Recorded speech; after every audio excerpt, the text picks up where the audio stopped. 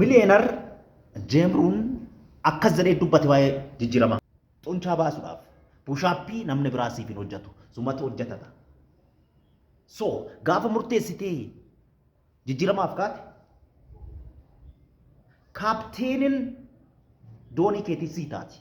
Namni biraa olii gad sinoof olii gad akka bishaan gaachanaarraa deebi'u namoonni tokko miiraan ka'u nan hojjeta emotionally ka'aniit yeroo ta'e tokko muudin isaanii naa gadi bu'e maal jedhu fuun lubbuu kiyyaati kanan hojjetu.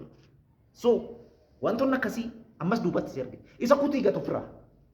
Helen Keller akkas jettee jirti. Inni cufame irratti otoo ija baaftuu barri baname dhabda. Profeesar Mararaa Guddinaa akkas jedheera. Waaqni fi faranjoonni kan gargaaran namoota sochii godhan guddinaaf namoota sochii godhan ni gargaaru. Nan sobeere fuunni ta'a chaanaalii kooti faaraa yoo taatan sabskiraayib godhaa bu'uum shaakaa laakka.